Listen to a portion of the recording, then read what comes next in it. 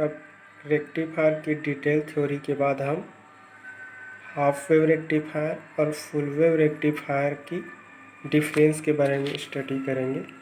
First difference तो दोनों के डेफिनेशन के बेसिस पे होगा। क्या है? Half wave rectifier only input AC signal के हाफ साइकिल को ही पल्सेटिंग डीसी में कन्वर्ट करता है। इसको आप लोग पूरा थ्योरी लिखेंगे, मैं बता रहा हूँ। Only half cycle of input AC signal is converted into pulsating DC in case of half wave rectifier. तो पहला डिफरेंस तो ये डेफिनेशन के बेसिस पे होगा कि half wave rectifier input AC signal के ओनली हाफ साइकिल को ही पल्सेटिंग डीसी में कन्वर्ट करता है। फुल वेव रेक्टिफायर साइड क्या होगा? Full wave rectifier input AC signal की कंप्लीट साइकिल को पल्सेटिंग डीसी में कन्वर्ट करता है। कंप्लीट साइकिल या फिर होल साइकिल, होल साइकिल को पल्सेटिंग डीसी में होल साइकिल को कन्वर्ट करता। आप लोग पूरा थ्योरी लिखेंगे ना, इस पे मैं आपको शॉर्ट फॉर्म लिख रहा हूँ। जो बोल रहा हूँ वाइस उसको आप लोग समझना कि फुल वेव रेक्टिफायर ऐसा रेक्टिफायर सर्किट होता है जो इनपुट एसी सिग्नल की कंप्लीट साइकिल को पल्सेटिंग डीसी में कन्वर्ट करता है। तो पहला डिफरेंस तो दोनों के बीच उसकी डेफिनेशन का होगा। दूसरा, आउटपुट डीसी वोल्टेज पर ले लेते हैं। आउटपुट डीसी सिग्नल की एवरेज वैल्यू पर, ठीक है। आउटपुट डीसी सिग्नल है क्या होता है? स्मॉल होता है। Output DC signal is low. Output DC signal is low, ठीक है। तो आउटपुट डीसी सिग्नल बोलो चाहे एवरेज डीसी सिग्नल बोलो, average DC signal, average DC value of output V average, V average equal to क्या होता है? वी एम बाई क्या होता है? पाई। तो हाफ वेव रेक्टिफायर के केस में आउटपुट डीसी सिग्नल क्या मिलता है? हमें लो मिलता है। या फिर क्या बोल सकते हैं, जो एवरेज डीसी वैल्यू जो है, आउटपुट सिग्नल का एवरेज डीसी वैल्यू जिसको हम वी एवरेज से शो करते हैं, वी एवरेज इक्वल टू क्या होता है? V M by pi. तो हाफ वेव रेक्टिफायर में आउटपुट सिग्नल का एवरेज वैल्यू क्या होता है? लो होता है फुल वेव रेक्टिफायर की तुलना में। फुल वेव रेक्टिफायर में क्या होगा? Average DC value is high, या average DC value is high. Average DC value क्या होता है? हाई होता है। अगर मैथमेटिकली लिखना है तो वी एवरेज इक्वल टू क्या हो जाएगा? 2Vm बाई क्या हो जाएंगे? पाई, ठीक है। तो फुल वेव रेक्टिफायर के केस में आउटपुट जो डीसी सिग्नल मिलता है, उस आउटपुट डीसी सिग्नल की जो एवरेज वैल्यू वी एवरेज, वो 2Vm बाई पाई होता है। अब देख सकते हो कि हाफ वेव रेक्टिफायर का सिर्फ Vm बाई पाई होता है, फुल वेव रेक्टिफायर का 2Vm बाई पाई होता है। मतलब आउटपुट डीसी सिग्नल की एवरेज वैल्यू हाफ वेव के रिस्पेक्ट में क्या मिलता है? 2 गुना मिलता है, 2 टाइम्स होता है। क्लियर हुआ? तो ये दूसरा जो डिफरेंस है हाफ वेव और फुल वेव के बीच, वो तो इसकी आउटपुट सिग्नल की एवरेज वैल्यू के ऊपर है, ठीक है। तीसरा है आरएमएस वैल्यू पर कर देते हैं। आरएमएस वैल्यू ऑफ सिग्नल, ठीक है। आरएमएस वैल्यू ऑफ सिग्नल, ठीक है। और इनपुट सिग्नल की आरएमएस वैल्यू पर इनपुट सिग्नल की root mean square value, RMS मतलब रूट मीन स्क्वायर वैल्यू, ठीक है। इसको वर्ग माध्य वैल्यू बोलते हैं, ठीक है। वर्ग माध्य वैल्यू, ठीक है। रूट मीन स्क्वायर, ठीक है, मीन माध्य, ठीक है।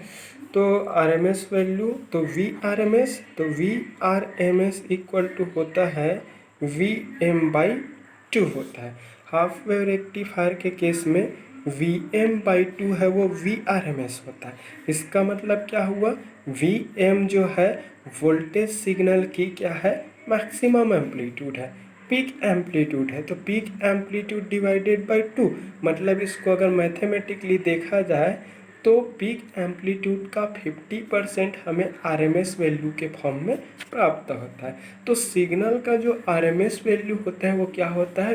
वी एम बाई टू होता है। अगर करेंट के फॉर्म में देखें तो I R M S equal to I M by two होगा, करेंट का RMS, करेंट सिग्नल का RMS वैल्यू। यहाँ पर मैं वोल्टेज सिग्नल की RMS वैल्यू का बात कर रहा हूँ। इधर देख लेते हैं फुल वेव रेक्टिफायर में RMS AC सिग्नल की RMS वैल्यू है। RMS वैल्यू जो होता है in case of full wave rectifier, full wave rectifier के केस में RMS वैल्यू होता है वो VRMS इक्वल टू होता है VM by under root two. ठीक है, तो ये VM by under root two होता है in case of full wave rectifier. VM क्या है? AC सिग्नल की पीक एम्पलीट्यूड है, मैक्सिमम एम्पलीट्यूड है, तो उसके maximum amplitude divided by under root two, solve करेंगे तो 0.707 ऑफ VM, मतलब उसकी मैक्सिमम एम्पलीट्यूड का 70.7%। ये हो गया 3 पॉइंट। पहला पॉइंट डेफिनेशन के बेसिस पर कि हाफ साइकिल को पल्सेटिंग DC में कन्वर्ट करता है, ये इनपुट AC सिग्नल के होल साइकिल को पल्सेटिंग DC में कन्वर्ट करता है। दूसरा है आउटपुट DC सिग्नल है उसकी एवरेज वैल्यू लो होती है और average value V average equal to VM by pi. यहाँ पर VM क्या है? उस आउटपुट DC सिग्नल की मैक्सिमम एम्पलीट्यूड है। फुल वेव रेक्टिफायर के केस में average DC value V average equal to 2VM by pi, मतलब हाफ वेव के रिस्पेक्ट में दोगुना एवरेज आउटपुट DC वोल्टेज हमें मिलता है। चौथा पॉइंट दोनों के बीच डिफरेंस देख लेते हैं। ठीक है, दोनों के मैक्सिमम इफिशिएंसी के बेसिस पे कर लेते हैं। Maximum efficiency of half wave rectifier, maximum efficiency of half wave rectifier eta maximum percentage equal to 40.6%। तो इसकी मैक्सिमम इफिशिएंसी हाफ वेव का कितना होता है? 40.6%। हाफ वेव की मैक्सिमम इफिशिएंसी 40.6% होता है।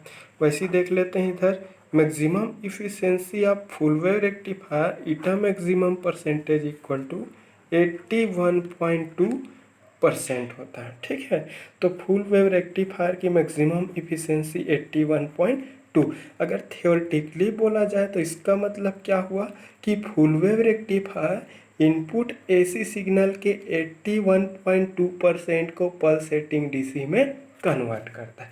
81.2% को ही वो पल्सेटिंग DC में कन्वर्ट हो जाता है और रिमेनिंग जो पोर्शन है वो पावर के लॉसेस हो जाते हैं।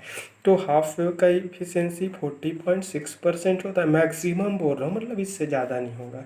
इसका 81 जस्ट 2 टाइम्स है। अगर 40.6 को अगर आप 2 से गुना करोगे तो 81.2 मिलेगा, क्योंकि ये दोनों हाफ साइकिल के लिए आउटपुट देता है, सिर्फ एक हाफ साइकिल का देखता है, इसकी इफिशिएंसी इसकी तुलना में हाफ है। क्लियर हुआ? अब ये 4 पॉइंट पे हो गया इसका डिफरेंस। 5वां पॉइंट है अब ripple factor.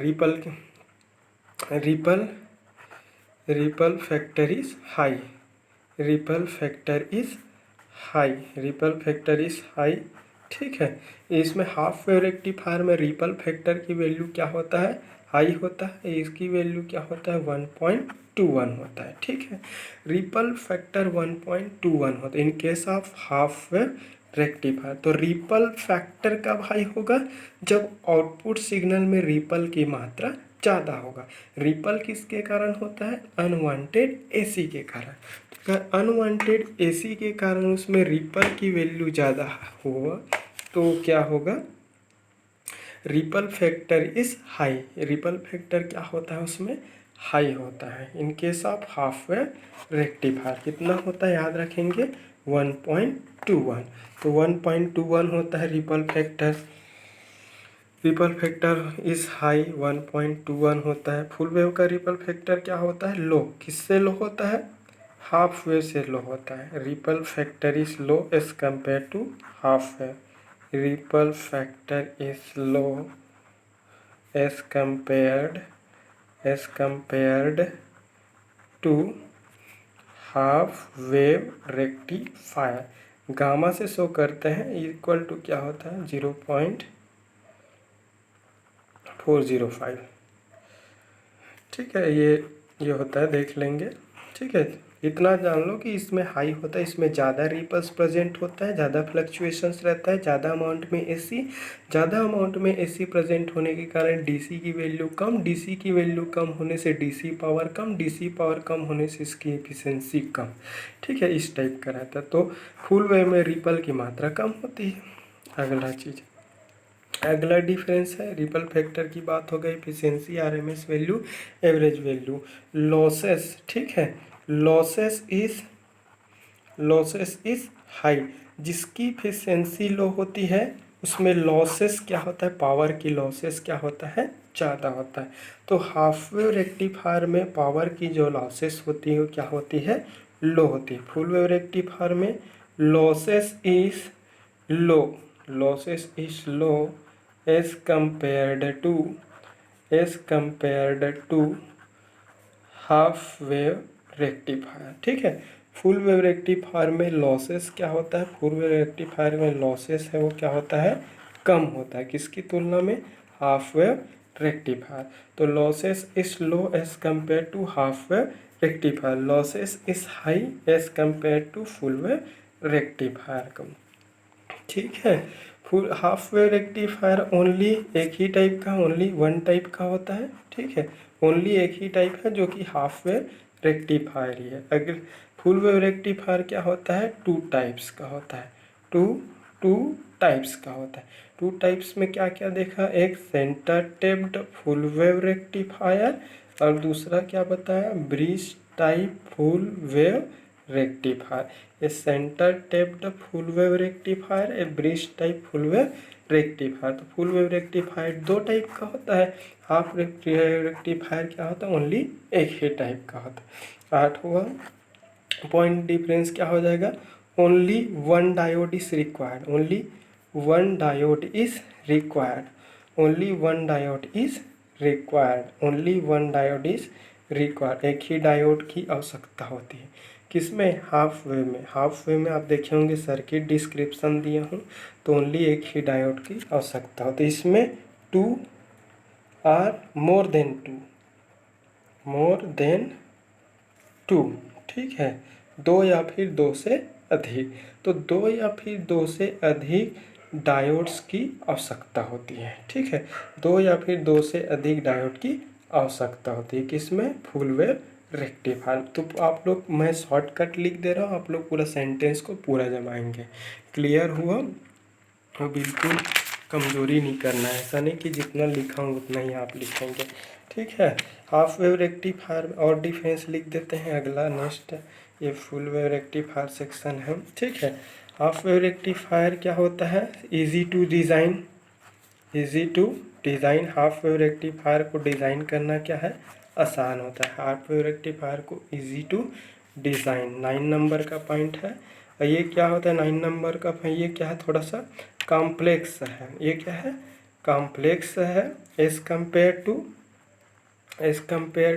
Half wave, as compare to half wave rectifier.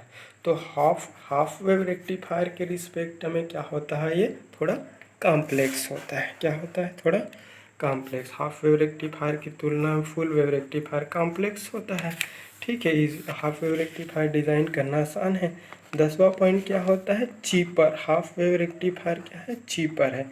Cheaper है मतलब क्या है, ये सस्ता है। और ये फुल वेव रेक्टिफायर क्या होता है, costly, costly as compared to half wave, as compared to half wave rectifier. ठीक है, तो हाफ वेव रेक्टिफायर की तुलना में क्या होता है, क्या होता है, कॉस्टली होता है। ठीक है, तो चीपर होता है, सस्ता होता है, लेस कॉस्टली भी बोल सकते हैं इसको। ये बहुत ही सस्ता होता है, ये तो थोड़ा महंगा रहता है, इसके रिस्पेक्ट महंगा होता है। तो ये था हाफ वेव और फुल वेव रेक्टिफायर के बीच का डिफरेंस। अब हाफ वेव और फुल वेव के बीच डिफरेंस देखने के बाद, फुल वेव का दो टाइप होता है, एक सेंटर टेप्ड फुल वेव, जैसा क्या लिखा है, सेंटर, टी से टेप्ड, एफ से full wave rectifier, centre tapped full wave rectifier. और ये bridge type full wave rectifier, दोनों के बीच, दोनों फुल वेव है। Operation efficiency, output, average DC value, RMS value, सभी के बेसिस पर दोनों क्या है, सेम है। उस पर कंपैरिजन नहीं कर सकते, इसकी परफॉर्मेंस इफ़िशेंसी पे हम इसका कोई भी कंपैरिजन नहीं कर सकते। ओनली जो भी इसका कंपैरिजन होगा, दोनों के बीच जो भी डिफरेंस होंगे वो डिफरेंस होगा इसकी सर्किट की कनेक्शन के बेसिस पर, क्योंकि सर्किट की कंस्ट्रक्शन और कनेक्शन के बेसिस पर ही फुल वेव रेक्टिफायर का दो टाइप है, एक centre tapped full wave rectifier, दूसरा bridge type full wave rectifier. तो पहला एक तो हम डेफिनेशन के बेसिस पर बना सकते हैं, कैसे कि centre tapped type full wave rectifier में centre tapped type step down transformer का यूज़ होता है। कौन सा ट्रांसफार्मर यूज़ होता है इसमें, centre tapped type, centre tapped type transformer है वो क्या होता है, यूज़ होता है। Centre tapped type transformer is used, ठीक है। इसमें कौन सा ट्रांसफार्मर यूज़ होता है, centre tapped type transformer use होता है। और जो centre tapped type transformer use होता है वो कौन सा ट्रांसफार्मर है, स्टेप डाउन। याद रखेंगे रेक्टिफायर में ओनली स्टेप डाउन ट्रांसफार्मर ही यूज़ होता है। Bridge type full wave rectifier में क्या होगा, नॉर्मल और सिंपल, ठीक है। Normal step down transformer is use, normal step down transformer, normal step down transformer is used, ठीक है। Normal step down transformer use होता है इसमें। सिंपल स्टेप डाउन दोनों में यूज होता है, बट सेंटर टैप्ड टाइप में centre tapped type step down transformer use होता है, और ब्रिज टाइप में आपका normal step down transformer use होता है, ठीक है। तो एक दोनों में यूज़ होने वाले ट्रांसफार्मर के बेसिस पर दोनों के बीच डिफरेंस है, ठीक है। दूसरा डिफरेंस है टू डायोड्स आर यूज्ड। आपको सर्किट ऑपरेशन बताया, कंस्ट्रक्शन बताया, उसमें देखे होंगे कि सर्किट में दो डायोड मैंने यूज़ किया था, एक को D1 माना था, दूसरे को D2। तो दो डायोड इसमें क्या होता है, यूज़ होता है। ब्रिज टाइप में क्या होता है, मोर देन 4, ठीक है। इसमें क्या होता है, मोर देन 4, ठीक है। तो मोर देन 4 डायोड्स, मोर 4, मोर देन 4 नहीं, मोर देन 4 मत लिखो, 4 आर मोर देन 4, ठीक है। मतलब 4 या फिर 4 से अधिक। तो आपको मैं जो सर्किट लिया था ब्रिज टाइप का, उसमें 4 डायोड्स यूज़ किया था, जिसमें D1, D2, D3 और D4 चारों ब्रिज फॉर्म में कनेक्टेड था। तो आप 4 डायोड से मिलाकर भी रेक्टिफायर बना सकते हो, 8 डायोड का भी बनता है। इस कारण मैं लिखा हूँ कि 4 or more than 4 diodes are used, diodes are used, 4 या फिर 4 से अधिक। इस डायोड के बेसिस पर हो गया। तीसरा हो जाएगा, ये 2 डायोड्स हो गया, ये हो गया। तीसरा हो गया आउटपुट, इसकी इफिशिएंसी, ऑपरेशन सब तो सेम है, सिर्फ कंस्ट्रक्शन के बेसिस पर ही इसका डिफरेंस बनेगा, कंफ्यूज नहीं होना है, ठीक है। टू डायोड्स आर यूज्ड और इसमें 4 और मोर देन 4, ठीक। अब अगला डिफरेंस जो बनेगा वो centre tapped full wave rectifier है, वो क्या होता है, कॉस्टली होता है। Centre tapped full wave rectifier is costly, ठीक है। एक कॉस्टली होता है किसके रिस्पेक्ट में, as compare to bridge type full wave rectifier, ठीक है। तो bridge type full wave rectifier के रिस्पेक्ट में ये कॉस्टली होता है। क्यों कॉस्टली होता है, क्योंकि इसमें सेंटर टैप्ड टाइप ट्रांसफार्मर का यूज़ होता है। तो सेंटर टैप्ड टाइप ट्रांसफार्मर है वो कॉस्टली होने के कारण पूरे रेक्टिफायर का कॉस्ट क्या हो जाता है, बढ़ जाता है। तो centre tapped type full wave rectifier costly होता है। ऐसा मत सोचना कि इसमें 4 डायोड होकर भी ये कॉस्टली नहीं हो रहा है, ये हो जा रहा है। मेन ट्रांसफार्मर का कॉस्ट ज़्यादा होता है, ठीक है। तो bridge type full wave rectifier is cheaper than than centre tapped full wave rectifier. Centre tapped full wave rectifier के रिस्पेक्ट में bridge type full wave rectifier क्या होता है, सस्ता होता है। सेंटर टेप्ड महंगा होता है, ये क्या होता है, सस्ता होता है। ठीक है। चौथा है आपका क्या है, सर्किट इज बल्की और bulkier as compared to bridge type full wave rectifier. तो bridge type full wave rectifier के रिस्पेक्ट में क्या होता है, centre tapped full wave rectifier क्या होता है, भारी होता है। क्योंकि होता क्या है कि सेंटर टेप्ड टाइप का जो ट्रांसफार्मर होता है ना, वो क्या होता है, भारी होता है नॉर्मल स्टेप डाउन के रिस्पेक्ट में।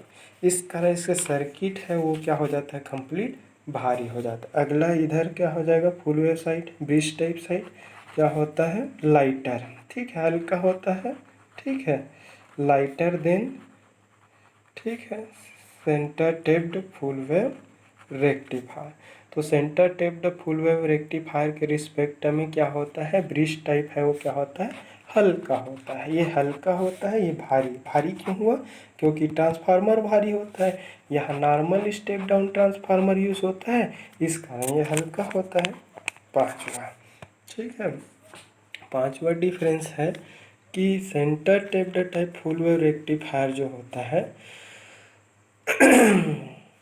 उसमें पीक इनवर्स वोल्टेज,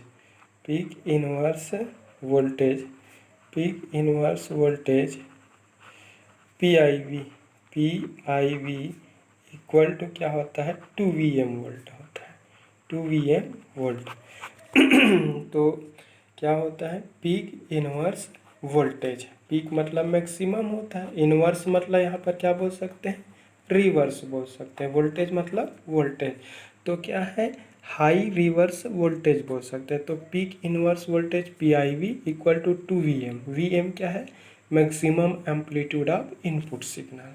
तो पीक इनवर्स वोल्टेज है वो इनपुट सिग्नल के मैक्सिमम एम्पलीट्यूड का क्या होता है, दोगुना होता है। इसमें क्या होता है, ब्रिज टाइप में peak inverse voltage PIV equal to क्या होता है, VM वोल्ट। इसमें सिर्फ VM वोल्ट होता है। इसमें पीक इनवर्स वोल्टेज क्या होता है, सिर्फ VM होता है। इसमें पीक इनवर्स वोल्टेज है वो क्या होता है, 2 टाइम्स। तो पीक इनवर्स वोल्टेज मतलब ये होता है कि वह मैक्सिमम रिवर्स बायसिंग वोल्टेज, जिस मैक्सिमम रिवर्स बायसिंग वोल्टेज पर डायोड अपना सेटिस्फैक्ट्री परफॉर्मेंस दे सकता है, उसी को क्या बोलते हैं, पीक इनवर्स वोल्टेज।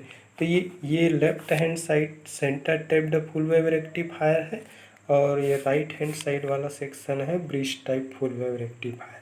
तो ये था सेंटर टेप्ड फुल वेव और bridge type full wave rectifier के बीच में डिफरेंस 5 पॉइंट। और सारा डिफरेंस सिर्फ और सिर्फ सर्किट की कंस्ट्रक्शन के बेसिस पर है, क्योंकि ऑपरेशन और परफॉर्मेंस के बेसिस पर पूरे सर्किट की फंक्शनैलिटी, ऑपरेशन इफिशिएंसी हर एक चीज़ सेम है, तो उससे कोई डिफरेंस नहीं हो सकता। ठीक है, थैंक यू। पढ़िए, 2 बार 4 बार देखिए।